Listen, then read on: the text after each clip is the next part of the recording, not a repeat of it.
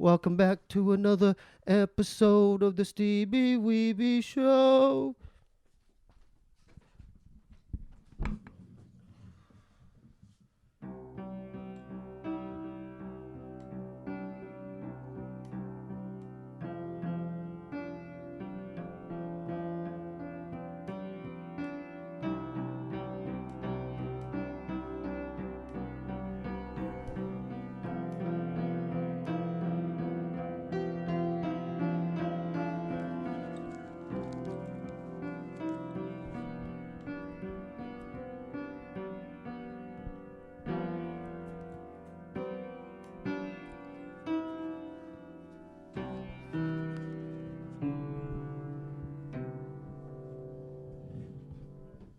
We have a very special guest tonight. Please welcome for the first time on the podcast, recording artist, MC, and a rapper from one of my favorite true school groups from Los Angeles, Ugly Duckling. Please welcome Dizzy Dustin. Hey. Was that good? The piano, the intro is. I got nervous, phenomenal. Man. I got an OG in here. I look up to you, brother. Phenomenal. Yeah, dude. I don't know if you remember. My crew, Noble Hops. I know Noble Hops. I know this. We opened up for you. I put a lot of effort trying to get that show. I'm an elephant. I got a great memory, dude. At the knitting factory, yeah. And then you guys had your own green room, but we tried to we didn't want to bother you guys. You know what I'm saying? Yeah. But the thing is, we weren't mad at you, but there's another crew called the Percussions, and their manager bumped us. Oh, Mike's. I don't know. One of the dudes got Hollywood on us, and he was looking at the list and shit, and I was like, oh, hey, Mike, hell no. You're this guy in apology, He's trying Mike. to pull a fast one 15 minutes before the show. Mike was all business. All Is that his name? Yeah. All right, no, hey, Mike, you owe him an apology. I'll make sure you see this. I'm not trying to pour salt on Mike. No, we did a huge tour with the Percussions. Okay. And it was called the Storm Tour, and it was just that. It was a storm. Yeah. It was, but Mike's a great guy. But yeah, he's very professional, and he was like that with the Percussions. So. Yeah. They were tight. They had a life. They weren't as tight as you guys, but they have a good set. They had a good set. Stro, he's right. That's right. But I learned about you. I lived in Arizona in the '90s. I went to ASU. Okay. And one of my homies, Mestizo, he hit me to Living Legends and Shapeshifters. Right. But my other homie, Alex Kim, was like, Ugly Duckling. I'm like, who's Ugly Duckling? Yeah. And then he was a digger too. He had the records and shit. Yeah, so Asian cat. Yeah, he knows, from Gardena. Okay, from Gardena. He knew about you guys. It was all mythical. He would be like, yeah, man, I went back home and these cats, Ugly Duckling, performed in a bowling alley. Yeah. And I'd be like, what? Really? Let me hear their shit. And then it was Fresh Mo. Yeah, it was that. Yeah, and then I was obsessed. I was so obsessed with that one song. I would be at his apartment. We'd just be smoking weed, and I'd be like, play it again. I had play it again. I 100 times. I got pulled over on the way to that gig. Oh, really? And I had a police escort. Oh, so you remember that gig? Yeah. It was the only one we'd ever done at a bowling alley. Yeah. We got pulled over. But that was somewhere. He gave me the escort. I was like, oh, thank you. But yeah, it was. That was somewhere like South Bay or Long Beach or some shit. It was Orange County. Yeah. Gardena might be the spot, but yeah. But that's how I got hip to your crew, and I'm like, and I didn't know your guys' race. Yeah. And that's the thing is you can't judge a book by its cover. Yeah. Once I thought they were black dudes. I got to be honest. I thought you guys were black. I thought they were a bunch of black dudes. I'm like, oh, these guys are tight. You got that a lot. They reminded me of Boogie Monsters, Far Side, but they had more mellow, with their shit. And I'm like, when I finally saw a picture of you guys, I was who these guys? It was in a good way though. I'm like, oh shit. Yeah, these guys are there's a tall white guy. There's as far as hip hop, we're not easy on the eyes. And then their DJ, he looked like, I have to admit, he looked like a science. We call him the young Mr. Furley. Yeah. He's the Don Knotts of hip hop. Like a mathematician. Yeah, no, definitely. So I was like, oh shit. And it was refreshing because it made me think that you can't judge a book by its cover. It's kind of like you have to nowadays people listen with their eyes. Yeah. Instead of listening they want to see what's hip. You know what I'm saying? their ears and shit. So yeah, we got that a lot early. So you sound like what? We yeah. places like, hold on, who? Are you the manager? So people were tripping out on you guys from the beginning. Yeah. So let's because I know you dropped a new project, but I want to kind of get into let's get into it. Man, the Journey this realm. gold right here. Like Andy Catt was on here. I hollered at Einstein. He might come on in the future. He'll come on. I needed you, but tell me about like before this one, the Fresh Mode. How did y'all come to form and everything? I mean, the funny thing was with Ugly Duckling, like it was me. I was in a group with another cat named Clout. Okay. We were Ugly Duckling in the beginning, but I was in this huge family called the Renaissance Family. There was like 10 different groups within there, maybe 4 or 5 producers. And I was like the only white MC. Right. Especially in Long Beach, it was like me and Ellen Minogue, and that was it from the Visionaries. So we were in this huge, like kind of family-based thing, and then I met Andy. I met Einstein first, and Einstein was producing. I'm like, who's this guy? Like, and hopefully he comes on the show. You can. I reach out to him every month. Yeah. I think. Yeah. I constantly. He needs to be DM forced. Him, But he's that guy, like, you can hear a song and like it's from 1972. It's this label. Someone played on it. And, it just break it down. Very slept on West Coast producer. No, to me, it's top but his 5. production is very just all around solid. And his overall knowledge. So anyway, then I met him. He was producing for other groups. He started producing for me and a friend. And then it got to the point to where then I met Andy, and I was like, this guy looks like Gilligan from Gilligan's Island. Like, this might not work for Ugly Duckling. Like, but his rhyme schemes. He's gotten better too.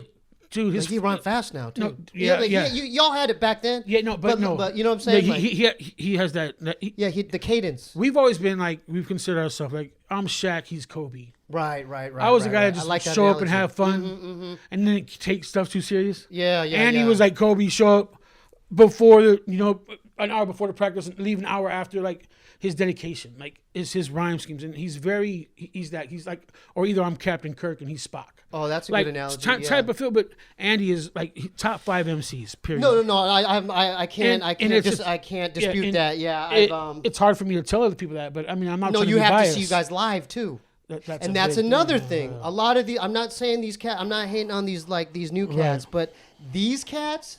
Yeah. Live show. Like y'all. That's how you guys like the word spread, because that's how my clique here heard about you guys. Yeah. Like, oh, you got to see him live, dog. And I'm like, what? Well, I mean, you got to see him live. We their had live to. show was really hype. We had to have a great live show, being that, I mean, not to go yeah. cliche, 3 white MCs. Right. We had no room for error. We had to make sure we got on stage and everything we did was vinyl, back and forth vinyl. Einstein, we never played any tapes, no DATs, no. It was Einstein with stacks of records going back and forth, and we never had spots where we would take off in between songs. Oh no, that's where the transitions were always going through. That's so crazy you said that, because like our DJ Vex, Korean guy again, I think he learned from you. I have to.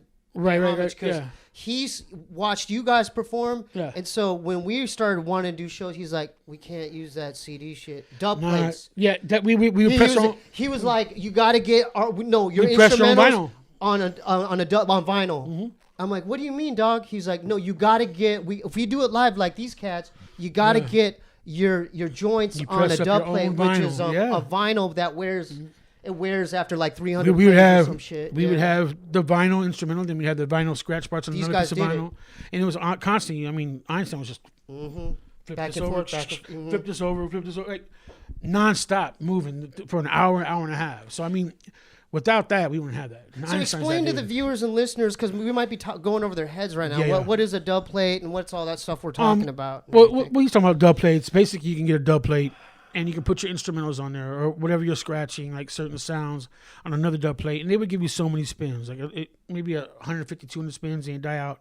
So we actually didn't do dub plates. We went strictly vinyl. We had paid for vinyl, like, oh, shit. Let's go vinyl instrumental scratches. So get 500,000 or 1,000 copies and stacks of the instrumentals. And we would just call them show records. Damn. And I mean, Einstein would be sitting there before every show, getting his records together and just pulling one out, lining everything up. But with our show, we're going back to when we first started doing live gigs. It was like us, Jurassic 5, Black Eyed Peas, Dilated Peoples. Yeah. And it was all vinyl based. And all the producers in those groups were vinyl heads. Right, like Chemist and all them dudes. Chemist, Ev, Marvski, you know, like and all them Marvski, dudes. original Marvski. Yeah, Marvski, so yeah, shouts to Marvski. But yeah, so it was all about the vinyl and keeping the DJ busy. And to us, that was what hip hop was. You know, it's crazy because now, have you seen how they're performing now?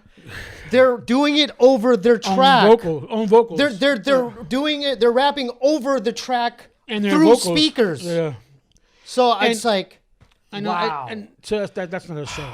That's lip syncing, basically. Yeah, it's like, I mean, even the wow. verses last night. You had the verses between Raekwon and Ghost, and they were rapping on their own vocals and own lyrics. It's like, where's the instrumentals at? Like, you know, give us that extra. But I think just a lot of old school cats.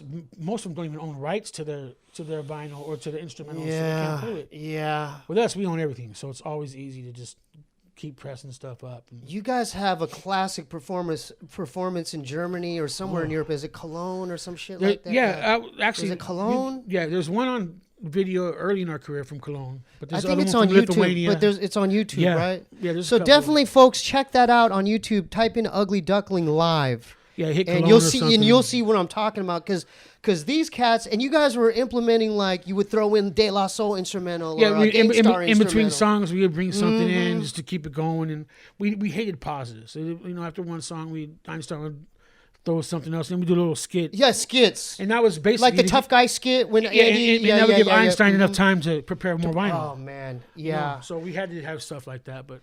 I think that's what's really missing nowadays. I know I don't want to sound like an old man or anything like a grandpa, but showmanship and live performance you can't substitute that with anything else. To me, that's in my opinion. That's a key element in hip hop. It's like like opera or a play on Broadway. And you know, it's like a Broadway play. You wouldn't like perform and like play the record and it was perform a show over your own dialogue. That I don't know if that's a good example. No, it is, but it was a full-on show. You know? Oh yeah, for sure. And that's what we worked very hard at all that. Oh, you could tell. Andy was one of those guys too, very, you know, cut and dry. Like this goes here, this goes here, this goes here. And I mean, give credit to him. He worked hard on the sets and. I was always the people person, the crowd guy. Like, hey, you know, make sure the crowd was good. Yeah. But Andy did a lot of that type of this song goes here and we're gonna bring in. Oh, he was that calculated. Very, like I said, Mr. Spot. Right.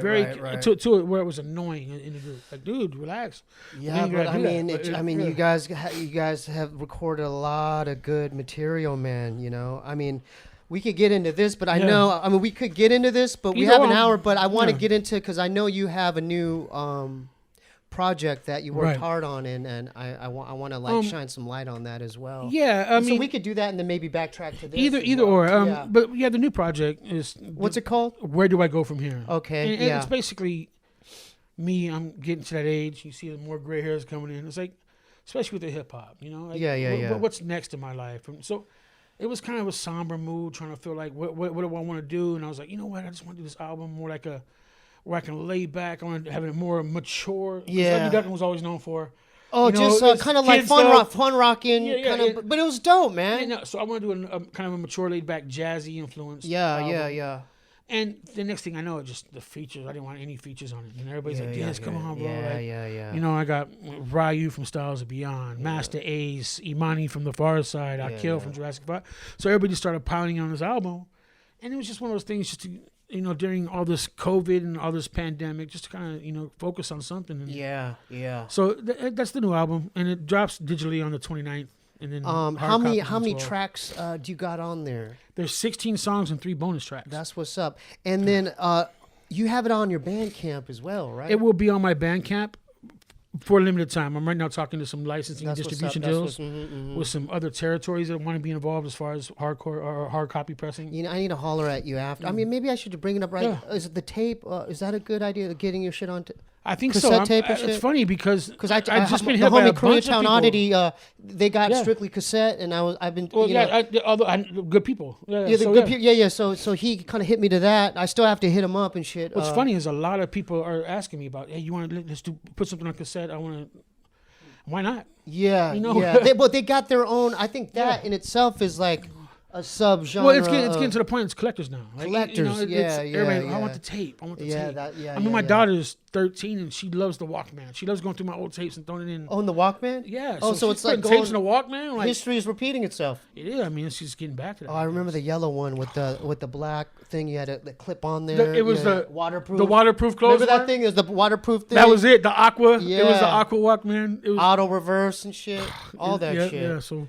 But you mentioned a lot of, you know what? I keep forgetting because like a lot of those people you brought up, like I'm huge into you guys and Farside. Like, right. Are those guys still doing shit as well? Yeah, I mean, with the Farside, there's situations. You got Bizarre Ride, which is half the group, and then you got Farside, the other half. And I love them all.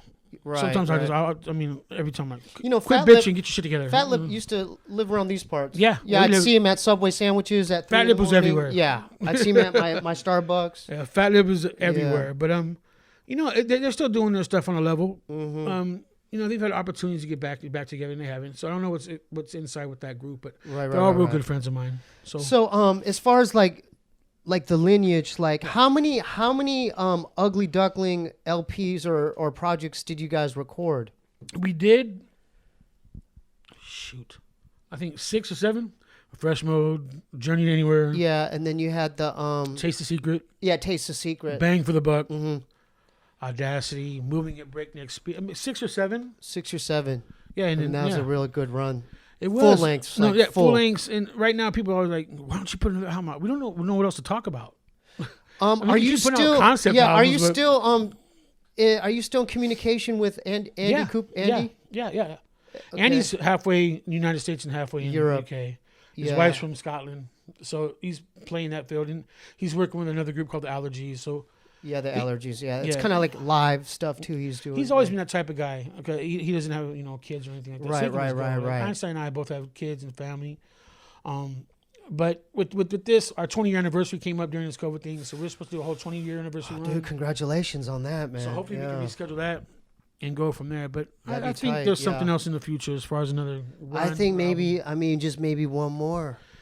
I want to. I mean, because there's a lot of... Because you never know. Like, again, I saw this on your Insta story, Double K, one of your... yeah. Rest in peace. One of your... yeah, I missed that dude. That's your compadre right there. Yeah.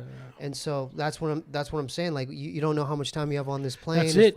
That's it. And this music will, this is like one way to leave a legacy as well. Yeah, and the funny thing with UD is like, only thing we all had in common was music. Right. We're 3 completely different people. Oh, really? Like, we never hung out after touring or at the studio. Andy did his thing. Einstein was on his planet. I was on my planet. So but then that's also the beauty of what we would bring together is because we would have that type of sound or that vibe, and we each had our own kind of fan base. Yeah. Dizzy, you're the partier. Einstein's the the record nerd. Andy's the church dude. So it was always one of those things that just we for some reason music brought us together. But outside of that, especially we toured so much, 7 to 8 months, you don't want to see anybody anymore. That's crazy. You're like, I seen you for 7 months. Yeah. I don't want to see you till next year, bro. What are some of I'm just interested. What are some memorable, like, do you have any memorable tour memories, like, there's a like lot that of really them, stand out? Like, there's a lot of them. It's kind of hard to say which ones, but I think the best tours that I can remember are the real intimate ones, because we've done major festivals. We've done. Didn't you open it for like people like this or De La? I know y'all Brothers. have. Yeah, I know y'all have. We've done major festivals with a lot of big groups. And, but I think a lot of it is when it's the intimate shows. It's like when you mean like a small bar or a smaller crowd, like 400 to 500 people at the most. Yeah, no barrier. Like you can see. And the great thing about what I've been doing this whole time is I'm friends with a lot of people from around the world. Yeah. That from music, they would show up at the shows and this. It's like family. I'm like, I'll come backstage, let's drink, because Andy and Einstein don't. Right. Grab anybody that would. Right. Come on. Yeah. Yeah. But Oh, you got an Ad Rock story? Yeah. So I was getting a fan of the Beastie Boys. I was getting to that. So yeah, I'm a fan. The Reading Festival was a huge festival in Reading in the UK, and we have a song called "I Did It Like This." Oh, you kind of looped. You kind of looped. I did it like this. I did it like this. Yeah. Yeah. So It's on this album right here, dude. It's So- the second song. Yeah, so- yeah, it's the second. They cleared the sample because this is Universal release. okay. Major. They cleared the sample. Beastie Boys like, oh, cool, no worries. We're not gonna. You're we cool. don't You need guys none. were cool, right? Yeah. To a level. We never Yeah. really met them, but they knew what we were about, and they cleared the sample, and that was enough for us. Hey, They're cool. They're cool. They gave us that. So we're at the Reading Festival on How stage. could they trip? Look what Yeah. Paul's Boutique was. And, How could they fucking and three more trip? white boys. How could they trip? Paul's dude? Boutique, yeah. Paul's Boutique has 1,000 fucking Yeah. obvious fucking samples. in So it. yeah, but at the time, I mean, I everybody- love the Dust Brothers and all, but shit, Yes, man, that's especially hypocritical. Dust Brothers. That's hypocritical, man. But continue. Yeah, so we're on stage and we're I did it like this, right? We're doing the song and we keep hearing I did it like this. this. And it's coming from off of like it's not coming from the vinyl, so we're kind of tripping out a little bit. We're like, I'm looking at Rod's gonna be like we turn around and it's Ad Rock coming out on the side of the stage with the mic saying, I did it like this, I did it like this. And he was off throwing us off. So I'm like, dude, it's only 14. I was like, and both Einstein and both were like, was that? Because we never met him. It was like a ghost. It was like, well, was that? Oh, who he I was on thought the it side of the So he stage. came up ready for the song, and we're like, is that him? And it was like, but before then we had another 40 minutes of the of the show. We're looking for him. Nowhere to be seen, nowhere to be found. Like, Damn. so I mean, stuff like that. But Wait, he did it and he bounced? yeah, I guess he had other things to do. Dude, Wherever he's that at, is and it's some like. weird. I was just like, and Hurricane was there too with the Afros, and he had a group called the Afros off there. But, Yeah. I remember Hurricane. It was just one of those things, like, so that, and also, just doing festivals like with Damn, James Brown. That's a cool story. Or That's a real cool story. yeah, and I still haven't yet to shake his hand and say hi or hello. Yeah. But the clear the sample was cool, and then I didn't like his voice. Like, what? We're like, I'm looking at Einstein like he's messing up. Like, bro, what do you? Oh, it's not him. It's someone else. So. Well, I have an Ad Rock story that never happened. So, I'm in this band, Mongchi, with David Cho and Money Mark from the Beastie Boys. It was our last show at Los Globos. And then he tells me, he goes, I love Money Mark. That's my brother. Yeah. But he goes, Steve, you got to perform your best because, put the pressure on. Ad Rock's going to be here. There's going to be a rep. So like yeah, a rep's label coming. reps A there. rep's gonna come. You got to be focused. Yeah. Ad Rock is. And then, so it was a good show. I tried my hardest and shit. Yeah. We did our shit. Because our shit's not just rap. It's like punk shit and. No, but you know what I mean. Especially the stuff now. But Yeah, compared to Nova Hops. Yeah. I It's know different Nova than Nova Hops. Hops. I was Way researching, different. and Yeah, I was like, different. Yeah, no, now we're there's doing punk stuff. we're We're doing like- punk screaming shit, Korean. in a jockstrap. Yeah, in my jockstrap. In a jockstrap. With the lizard goggles. So it was like all around everything, Yeah. So I tried my hardest, and then afterwards, I'm looking sad because they're clearing out, and we're packing the stage, we're packing all this stuff back up, and then I could just see him like he's sitting right there, and I'm just like looking at him. You side eyeing him like. I'm like, did he come? I'm like, Mark, did he like it? Did he like come? it? Yeah.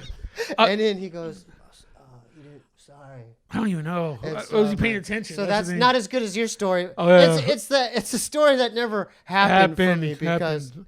there was more than one time that he brought that up though. And with Money I think Mark, he brought it up a couple other shows. Your door's open with Money Mark. I think it was a motivating factor. Like, hey, you better fucking rap and fucking scream your ass kill off it. because fucking Ad Rock's Beastie here. Boys coming. Yeah. And I'm like, oh, okay. I'm gonna try my best. So you went all out. I'm gonna try my best. You went all out. Pressure was on. Yeah. But that I'm glad we brought them up because they're such an important fucking group, man. Oh man, I mean, I hope they don't get lost in the sauce, with all this new shit. I don't think know they what I will, mean? man. I hope that shit doesn't. I think get they're lost. level-headed enough, to. No, I'm saying their legacy. I hope these yeah. young kids know about them. You know what I mean? I think they're one. We always talk about what hip hop group would be able to do Vegas. Beastie Boys. Probably the one and only, or like a Public Run Enemy. DMC if they were still. If they were still there. Yeah, if they were still there. Yeah. Beastie Boy, Jam Master Jay is gone. Of course, we got Yeah. So it's like, can they still pull it off? But I like that kind of their approach to it. Like, we're not gonna do any new music because it won't be Beastie Boys. Yeah. Because they're similar to you guys. They're with their live shows. They were just electric and yeah, shit. their budget was like 20 times. Oh, yeah. I know, but Stages spinning around. Yeah, they had that one thing where they had the Japanese space outfits. Yes. The intergalactic shit. No, and, yeah. So you guys never actually did. Were you guys on the same bill as like No. on a Lollapalooza or Never. Coachella? Never. All the Coachella, never. It was most of the like we've done the Coachella. We've done. You guys did that shit a couple times. Yeah, what was that like, man? Like.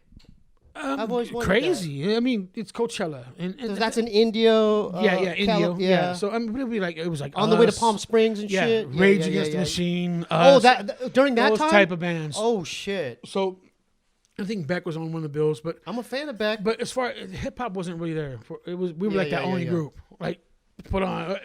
I said, all right, let's go. And 11 p.m. everybody's already on mullied out. Wow. You know, sitting in the grass. So it'd be like Kings of Leon. Yeah, all those like bands. That. Yeah. That was pretty much every festival, like even Australia, Japan, here, right? It was always the same type of groups. Yeah. Well, so like, what was that? Were they receptive towards your sound? Like, no, they were pretty eclectic as far as like being open minded. Yeah. Going back to like you said talking about our live show, even if they didn't know it, like we'll make sure we can get them like in the first 2 songs. Right. Just the energy and getting them involved. They have to respect you know, it. And you get up in the production. So we've had the respect. We've always had our cult following. Mm-hmm. But even if it's a huge environment, we would still have everybody going. Right. And I don't know how much that transcended the sales or merchandise sales and stuff like that. Right. But we would always end up with the full crowd, whether it was 30,000. Like we did Pyramid Rock and it's like 45,000 people. It's the first time I actually seen waves. Like I've never seen people like it's just like like whoa. Man. Is that a different mindset? Like how do you fucking perform in front of fucking 50,000 people? It's a lot harder because you got the barricades 20, so 30 they're like, feet, they're further away. And there's a disconnect then. I'm the type of person, I want to go in your face. Yeah, you want to see their expressions. Pour Jack in your throat. You're like, hey, get some Jack down. You're like, you want to do that type of stuff. If they're so far away, removed, and I can't really look into their eyes or vibe with them. Or just, like, to me, that's what performing was all about. Make them feel like they're on stage. Right. And that was always my point. It was like, I can go out there and do whatever with Einstein and Annie, but we could do this in the living room too. Right. If I'm going to a show, I want them to be a part of the gig. I want them to like get them to where they're in our gigs. They are. It always ends up they are a part of the show, and to me, that's the most important thing as far as doing live. For sure, yeah. Like if you can get them to forget there's a stage there, and it's all right here in front of you, like. And that's what they remember. I mean, that's what make them bum rush your fucking merch. Like, what was the merch situation back then? Like, were you guys able to? We've always done great with merch. So how would that work? You rock the fucking show. Yeah, and then what do you do? Is there like a designated especially area? In festivals. Right. Did you have a merch guy? Yeah, we'd bring merch guys with us, but certain festivals would have their own people to make sure they get their percentages. It wasn't like you were like. Pocketing some. No, it's because that could easily happen. And all those festivals was so. Let's play that out. So you would have some kind of like chart or something. Yeah, we'd have everything counted in, counted out. Okay, this is the fucking 4 dozen blue logo, 4 dozen blue Journey Anywhere shirts. Yeah, and then they would have to check it off. They would check whatever they sold, check it off. So they would have to add up, and then like, 20% goes to them. Yeah, and then you got to tip out the freaking merch guy. Like, dude, we're kind of living off of this, but.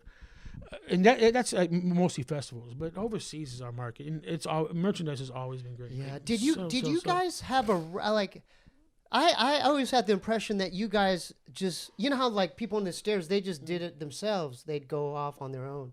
Did you guys have like a manager or like a road man or like a agent? No, we had agencies. We still have our agencies in place worldwide. So they're like talent agencies? Yeah. Like something like a CAA or like here, the agency group. Oh, the agency group. And then over in the UK, Germany, we're with Profile. Right. We'd always have a. I always wondered that. Yeah. So what was so they would get you the gigs and shit, and then you guys would be like, they would book the tours and get their little percentage off it. That's what's up. But it's worth it. It's worth it for sure. Yeah. And I mean, with us going on tour too, like. Not to try to brag or boast, and let me get this clear. We're doing 500 to 3,000, 3,500 person venues. And in the UK, everything's that small. There's no, it's that or you're in the stadium, right? Yeah. So we would sell out most of those shows. Like we would do 38 gigs in 40 days and just keep going. Mm-hmm. So it's been really good to us, but because the capacity of those venues. Right. So we've always we've always joked about, like, if we can just get everybody from around the world and put them in, we can fill Dodger Stadium. Right, but we have to fly them all out here, But that's what's up, yeah. But as far as everybody's sprinkled around, and but that's been a blessing too, because we've been able to tour. I mean, it's 20-some years. That's a long time, man. It is, and believe me, in the beginning, we turned down major deals. So you had major companies? Well, we started with A&M. Like Time Warner or something? We started with A&M Records. Oh, shit. With 1500. Yeah. And then Interscope, Universal Interscope bought A&M Records. Yeah. So we went over to Interscope. So we've had those ties, but we had a great lawyer, and it was if the label changes hands, you can still keep your... Publishing, maybe? Well, we always had publishing, okay. But we would keep our deals abroad. That's cool. Oh, because those are separate deals. Separate with deals. The UK so companies, a major label would say if they sign you, right? They're going to sign you. Yeah. Before they sign you, they've already signed you to 4 different territories, Japan. So they take all that money in and they give you a little bit of that and they keep the rest, right? All right. So once the label changed hands, once Interscope bought A&M, in our contract, we had a clause to where we can leave, and this is when Eminem and Marilyn Manson and right. So this is the 90s. Yeah, and we're Ugly Duckling. We're like Death Row's being built. Interscope, like we're not gonna fit in here. We're not. We're not this group. We're not this group. But we were able to keep our label distributions around the world that A&M and Interscope gave us. That because you made those connections. No, they did. Oh, okay, and then kept them. We kept them because the contract changed. Right. So being 20-something years, we still were able to deal with labels foreign, all the markets that those other labels were doing. Still good for you, man. But well at deserved, the time, we turned down a lot of money, and I'm not. But the thing is, let's keep it positive, man. Like, cause no, it was great. But the thing is, and we have technology now. Yeah. Like, let's segue into that. Like, because that's in the 90s, right? You needed to do that, right? You needed to tour. You needed a tour manager. You needed to get on a bus. You needed to go to whatever an event. home you had, didn't have a job. Yeah, but now you could be a kid with tattoos on your face. Yeah, drinking what's that scissor shit? Lean scissor, and drop one song, and whoosh, you're fucking worldwide, man. What do you think about that?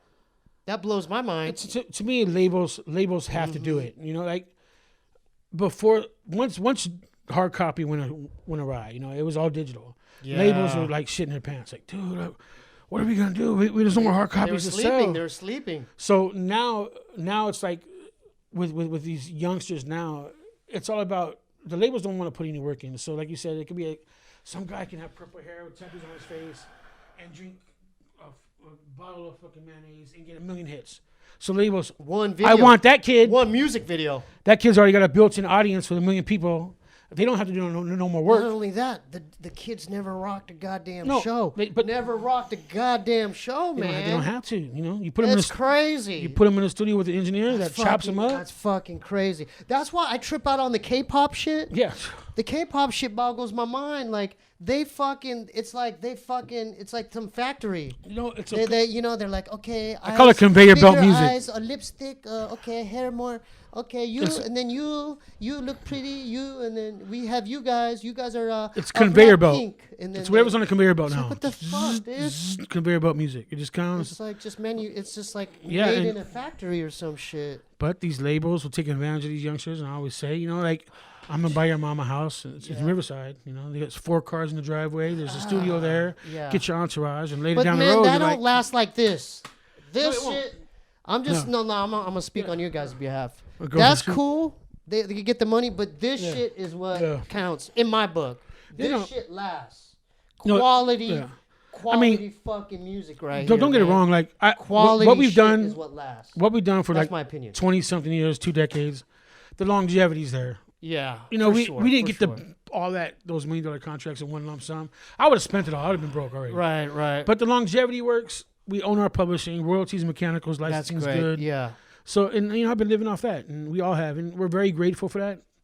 And thank God for people like our lawyer Mark Lolo, or even Andy Cooper that kind of was like, no, we don't want that big. I'm like, what do you mean we don't want that big money? Well, he was business savvy even back then, right? Like, like he was pretty sharp. Yeah, and not to put any weird light on anybody, but with Andy, like he's from a different area of Long Beach than I am. I grew up. Yeah, that's fine. I was paying the mortgage at 14. No, I was tripping out when he was talking about Christianity. I didn't know. Like, he knows the Bible verse. He knows all that shit. So he wasn't hurting like I was when we got signed. I'm like, You needed it. I'm like I said, I would have spent it all. I was like, I need it. And Einstein Andy was like, they didn't. So it's like, Yeah. I hated them for years. And I'm like, you know what? We're still 20 years later. We're still going. That's we still own our publishing. So That's crazy. It just took us a long time. So to live off it. That's so all. what's it like now? Like I'm trying to figure out like what's it like because you guys are on Spotify and shit, right? And Amazon Music and all that shit. Yeah, we're on everything. I guess. How does that shit work? Like, how do you know who's streaming your shit? Well, our royalties. We get our checks come in. There's a whole list of everything. YouTube, like So they give all around you the world, what's been the played. analytics for that shit. Yeah, we get the analytics. They'll say this person from Australia or New Zealand downloaded or this downloaded this song. Yeah, after this I'll show you how it just goes pages and pages like everywhere in the world. Wow. And then all the cinema we've done in TV and stuff. We've done a lot of that. Oh, because you guys are in that market too. Oh, huge. Yeah, I mean, yeah. So let me get this straight. Oh, because you were with the agency where they got your stuff into indie movies. No, and so what happened? We stuff? signed a publishing deal early after our first album. okay, So we had a huge all right. publishing deal. So that's getting us into like shows like Malcolm in the Middle, The Simpsons, Boiler Room, Road Trip. These movies. Like, Yeah, you guys were in so Boiler Room, huh? we, With, like a lot of movies, a lot of cinema. yeah. So we've been very fortunate enough to be able to kind of cash in on that stuff. And it So makes explain that to the viewers and listeners what is publishing and how does that work? Because I know that's just kind of a broad statement to maybe some deaf ears and everything. This is I try to encourage a lot of young groups and Yeah. a lot of young artists Shit, I should to be taking don't notes get too, caught huh? up in the record deal.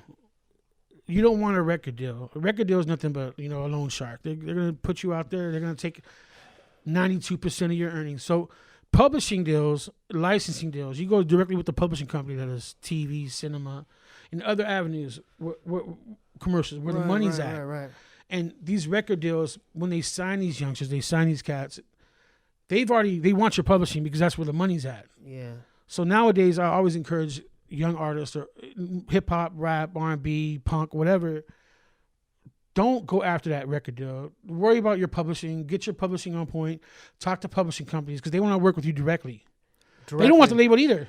Oh, they want to work directly with the They would artist? rather work directly with the artist. Is that right? Yeah, they don't want the label involved. That's another hand in their food. Oh, that's just the middleman, another middle person. So yeah. the publishing is where it's at nowadays, especially with the So is social media. ASCAP, is that how they do it, through ASCAP? Yeah, you can go through ASCAP. You can sign up for those publishing, but those aren't publishing deals. They're not deals. So what's the difference? What's the difference then?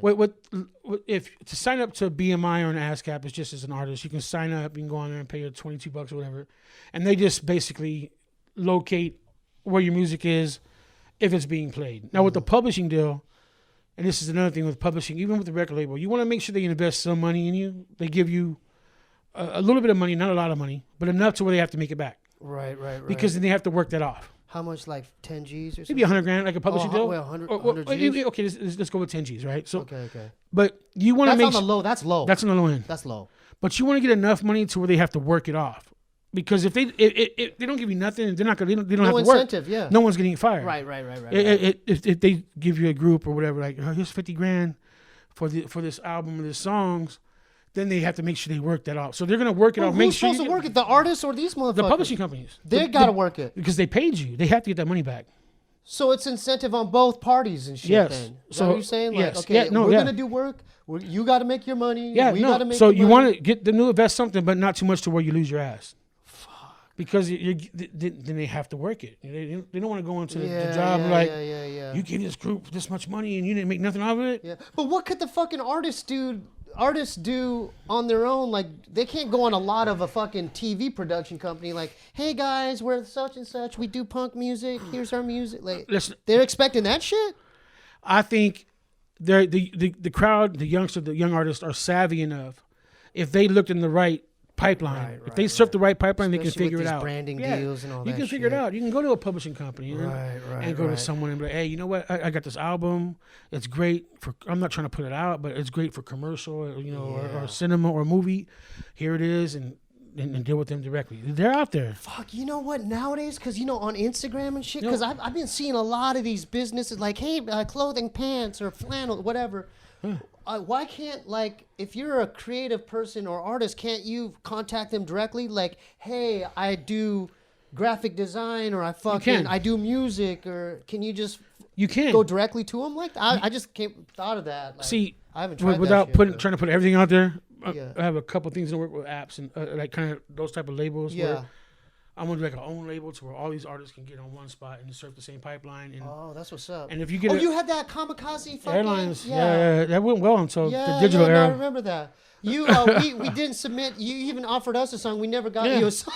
Because you guys brought us out for 2 other shows at Blue Cafe, Long Beach, or yeah. Syrah. Like, we went, and then I remember we performed, and then you're like, you gotta get ready to go up again. Yeah, no. I remember you told me that. We're like, and you're like, well, you got it ready to Let's go. Let's go. I appreciate that. I think that I would love to bring you guys, especially with now Blue Cafe, stuff's opening up again. Get you out there. But right now it's like the whole scene is changing. And I know. Like I've always told artists and groups, like, dude, don't worry about 100,000 people. Like if you got 10,000 or 1,000 hardcore fans that are willing to 1,000 that are buying that are willing to pay $100 a project, add that's 100,000. There you go. So do the math. And I think I'm starting to see a lot of stuff now where it's getting towards that. Like what's the OnlyFans thing where they're doing now? Like I don't do that shit. Like that's mostly that kind of like favors the women and shit. No, I'm sure. I can't show my true my body or anything. No one's gonna pay for that. I'm thinking there's gonna be a version of that with music. Yeah. So where you can get to where these artists can get the people in one area. Oh yeah, Patreon. Yeah. So Eli from Living Legends. He's got a bunch of Patreons. Eli. I got one. I'm not as I gotta. My shit's slacking a little. I gotta like change up my tiers. Let's talk, man, because there's a lot of avenues right now, and right now everything's up in the air. And so back to is it where do we go from here? Yeah. Where do I go from? Where do I go from here? Like, what's the best possible way for these cats? What's the best way they could support this project right now? Right now, just the best way. TheRealDizzyDustin.com. The website. Yeah, but you got to sign up. Let's explain to them because I'm following your shit. Yeah. You have to not only go to it, you have to subscribe. Subscribe, folks. It's on the homepage. Subscribe to that, and then everything else will come from there. I've been getting bamboozled by Facebook wanting me to pay to reach all these social media sites. They want you to pay now, or they hold your traffic back until you pay. Yeah. And I just want to get everybody to the site. That way, I can have more control as far as letting everybody know what's up. And if you do subscribe, you get everything's free. I'm giving away so much. So make sure TheRealDizzyDustin.com. Okay, The Real Dizzy Dustin. And same with Instagram, The Real Dizzy Dustin. So subscribe, and then through them subscribing, what happens on their end? Basically, they're in the know. They hear everything first. Updates, constant updates. Songs that you won't get anywhere else. Any other social media, you'll get songs just because. But yeah, you'll be updated, and you'll be the first to know everything. And there's no charge, no cover, and everything I'm gonna send you. I'm not asking for no money. It's right. It's just I'm trying to have a porthole to where I can get everybody in the same area because with all this social media, everything that's going on, it's like to have all these different buttons. Click here, click. I'm old school, man. I just discovered there's this thing. I'll tell you. I'll mention it right now. Yeah. It's called because going back to OnlyFans, like women's profiles. If you go on their Instagram, they have a thing called Tree Link. Yeah, where it's one home, but it links them to all their shit. Gio, are you listening? No. I just figured I was up one morning and I was like I was researching. Ren, you know about it, right? It's called Tree Link. You could do it tonight, and there's an option where you don't have to pay. It's just like the basic, the blueprint of the thing. But you just put the HTML or whatever, HTTPs in there, and then you put 3 or 4 of yours, and it branches in one. Right. It's one link that branches off into the other ones. I'll check it out. I'm always you can put it directly in your Instagram. I'm still skeptical. I'd rather have a house to where I can control everything because right. And I've been hacked. I'm old school. Yeah. What happened with your computer, man? Right now, prior to my computer, I got hacked. It froze? Like, what happened? I don't know. I'm still getting looked at. I've been following your shit. It's still getting looked at. What the fuck? But I've been hacked numerous times, and it's like... How? Because I'm ignorant. I'm computer illiterate. Like, I don't know nothing. Is it a Mac or It's PC? a Mac. It's a Mac, yeah. But all your music was on there? All my music's on there. Hopefully, I'll get it back. But more importantly, I got rid of most of the music to Pandemonium, who produces the Where Do I Go From Here album. Yeah. So he has all of those files, but it's just more about my writings and everything else. Oh, all your lyrics and shit? The lyrics that I've been working, yeah. So a lot of that's gone. I can rewrite, but it's a huge headache. You know, it's like, fuck. It's like, man, like crazy, man. everything's gone. So. Yeah, I was checking out your. I enjoy your Instagram stories, by the way. Right on. And I was following it. I'm like, oh shit, because I knew you're about to drop. Yeah. And then I saw the latest ones. I'm like, what? It's the worst timing ever. That's like, I know. This album's coming out. I'm like, oh, close to dropping. Yeah, but I think we're good. So go to the real DizzyDustin.com. Is it the real Dizzy Dustin Bandcamp, or how does that? Which one? Yeah, the real Dizzy Dustin Bandcamp. So the Bandcamp is at real Dizzy Dustin as well. Bandcamp.com. Yeah, Bandcamp. Instagram, same thing. The real Dizzy Dustin. Yeah. And that funny story is because I got hacked like 15 years ago. So I was in the UK, and someone was sending out my whole email list saying I was stuck. I was trapped in the UK. I couldn't get home. I couldn't use a phone, and they were trying to get money. Extortion. Yeah, one person fell for it, which I haven't seen 20, 30 years. He sent money in, and I'm like, dude, I'm not here with my agencies. I'm not gonna. But yeah, it was a full. It might be some cat from Scotland, or because you guys got a worldwide fan base. It was a Western Union somewhere, and I was like, dude, you fell for that? Yeah. He showed me all the emails. Like, I'm sorry, I can't get to the phone. I got no money. I'm like, dude, I'm taking care of you, cat. You know what? They try to get me a few times. Yeah. So never, folks, when you're at home, if you get a email notification like, oh, your website is on hold. No. You have to. We lost your banking click information. On this link. Click. Yeah, you never click on the link. On the fucking link. Never. But that's how I had to go. The real Dizzy Dustin. Because at first it was just Dizzy Dustin everything. Yeah, I had one from Bank of America. They even photocopied the logo. And they said, hey, there's something wrong with your account. Yeah. We need you to put your information your back password in this thing. Yeah, no. And so I fucking called the B of A number, the real number. Right. And they go, no, Mr. Lee. You don't know what you're talking about. Yeah, we're not notified of that shit. So. I'm scared of all that. But they still try to get me. Yeah. Because I have a because this is my platform. So motherfuckers know, because I got not a lot of haters. No, but I do have some. I do have some haters. You're doing well then. I do have some, and so. They try to every other month they try to fucking try to slide by me with my fucking website or my bank, or they try to do some shit, and they're getting more clever. They're getting clever. No, to make it more believable. Yeah, no, it's in the scare. You got the wrong one. I don't answer any of that. You got the wrong one. I'm not falling for it. You cut my shit off, then I'll find out why. Through my dead cold hands, there's no way. I'm constantly getting bombarded. I'm bombarded.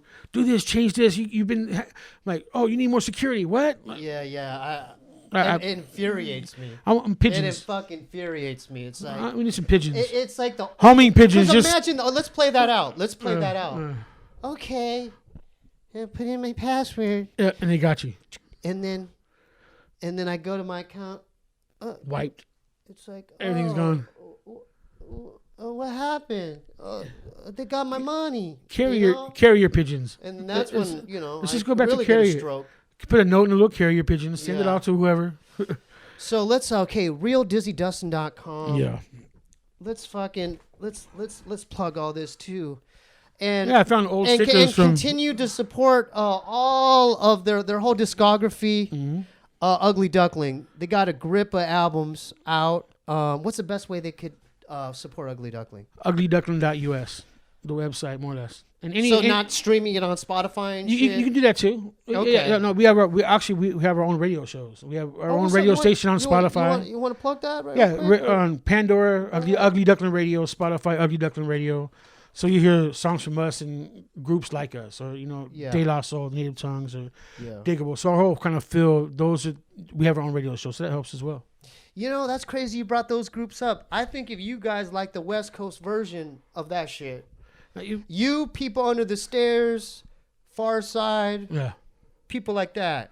No, and the reason why is hieroglyphics. Is because, that's what we listened to growing up. I'm a fan of Del, man. I love Del shit. I love Del. That's the family piece to Del. I love Del. I'm a fan of his shit. He's a great dude. I've reached out to him a few times. Maybe by getting more of the OGs on here, I'll eventually. Del hasn't came? No, I haven't got. I want at least one hieroglyphics member. I hollered at my man Gino Giovanni Marks subtitle. Yeah. And he said he could possibly get Opio. I can get Opio Dell. I mean, yeah? Have you talked to Domino? No, maybe I know. Maybe I should holler at Domino. Yeah. So Steebee Weebee. Steebee Weebee Show. Dell. Hyro. Souls. We support Casual. all of it. No, we support. I mean, I have the. My mask is a Hyro mask. You know, and everything. Domino, quit playing. Yeah. You gotta get the crew in. You're good. You're good. They're always A+, please. Oh, that's plea. Please. Yeah. That's my dude. I would like this is a platform. You guys are always welcome. Yeah. So I want to let's give a shout out to Young Einstein as well. Young Einstein. Because I had you and Andy have been on already. Yeah. So you need Einstein. We need Young Einstein. You need him. Because that'd be interesting because we could talk about the vinyl and you know what I mean because he's gonna sit right. This is nothing. But he's still gonna squat. I know, but this is the kiddie section, right? I mean, this is not. I mean, this is. He's just gonna be digging the whole time. Small time right here. He's just digging the whole time. Just small little. Einstein, get out here. I know Palm Springs is a ways. Oh, is he in Palm Springs? Yeah, he's out there Joshua Tree, Palm Springs. But you know what? I'll hit him up in next month. Yeah, I'm coming. Did we cover? Do you think we got a lot? I think what so. What do you think? Okay, it's over perfect. 50. It's an hour though? Well, I gotta do some announcements too. All right, so support Ugly Duckling, support therealdizzy.dustin.com. I have a few announcements. We do have a Patreon attached to the show. If you want to help support this platform, go to patreon.com/Steebee Weebee. That's the best way to support this platform. SteebeeWeebieShow.com, that's a website if you want to buy any kind of merch. Just know that the delays, the orders will be delayed because of COVID. SteebieWeebieBandcamp.com, that's where all my music's at. P.O. Box, I do have a P.O. Box. Send all your packages, if you want to send packages or mail, to 1425 North Cherokee Avenue, P.O. Box 1391, L.A., California 90093. It was an honor having you, my man. Oh, thank you for having me, brother. We got to do a song together, though. For sure. I got beats, too. Oh, I heard.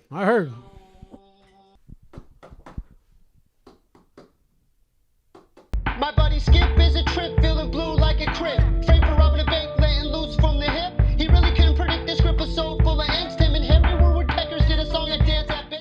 Oh, rodeo man in the West, you can. You're the best on the land. 2 plus the sands, stir the bull with your hand. Oh, Skip, you can. Get that fucking bull, pull on that rope. Feeling still crazy, maintaining against the grain. Making me wanna get in a plane. The pain inside my brain never ends sustain. I'm down for the count on the ground freight train.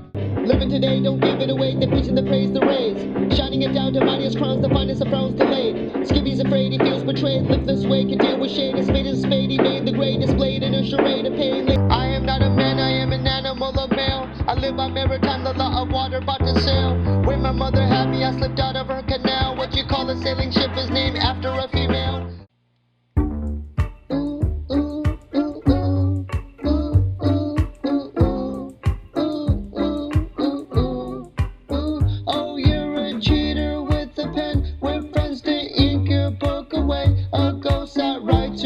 Today. I'm going down in the valley to escape this grace from the city that's aflame, making room for a man, cause I'm sick of this train. The town inflicts what remains is a piece of my own sanity that drips in my brain. I'm a son of a gun that's on the run, here to get me some, chewing on some gum. Let the kingdom come, I'm a rebel with crumbs, and I settled in slums, but my metal will stun. How do you go? Would you bow with the bowler in a crowd of a show, holding proud at your door? Venture off like Cousteau, is there an up or below? Would you get plowed in snow with your nose and some blood?